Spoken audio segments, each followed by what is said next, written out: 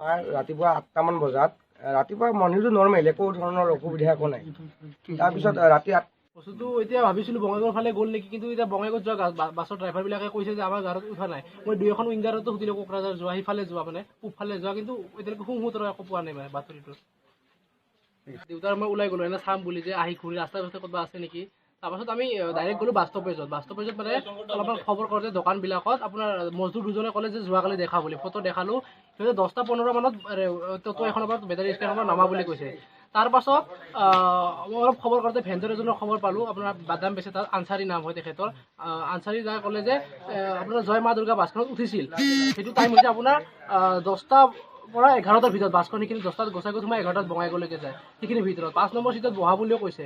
মই এইখিনি খবৰ ল'লোঁ আনচাৰী যাৰ লগত খবৰ ল'লোঁ, হেণ্ডিমেন ড্ৰাইভাৰক কৈছিলোঁ, কিন্তু হেণ্ডিমেন ড্ৰাইভাৰে কৈছে যে আমাৰ বাছত উঠা নাই। আৰু এটা কৈছিলে ভেণ্ডৰজনে যাই বাদাম বিক্ৰী কৰিছিলে বাছখনত, মানুহজন অলপমান ডিপ্ৰেশ্যনত আছিলে আৰু টিকেট লোৱা নাছিলে মানে বাছৰ।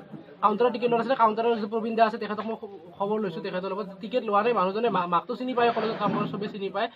টিকেটটো লোৱা নাছিলে মানে, আৰু ডাইৰেক্ট তাতে বহিছিলে। আনচাৰী যাৰ টিকেটটো চেক কৰিছে, টিকেট নাছিল মানুহজনৰ। এতিয়ালৈকে কোনো খবৰ হৈছিল নেকি? বজাত গোসাইগাঁও চাৰিআলি বাৰোৱাৰী কালী মন্দিৰত দেউতাক পূজা দিব যাম বুলি কৈছিলে।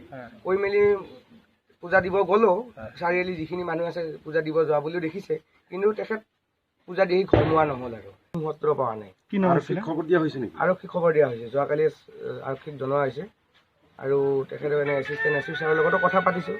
তেওঁলোকে নিজৰ বিহিত ব্যৱস্থাখিনি গ্ৰহণ কৰিব বুলি কৈছে, জনাইছে আমাক।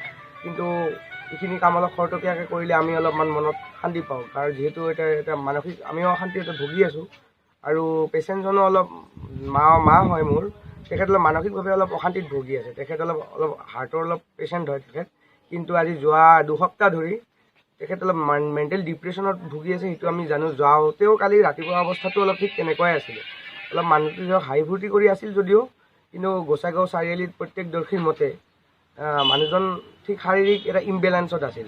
কি নাম? মাৰ নাম জেউতি মেধি।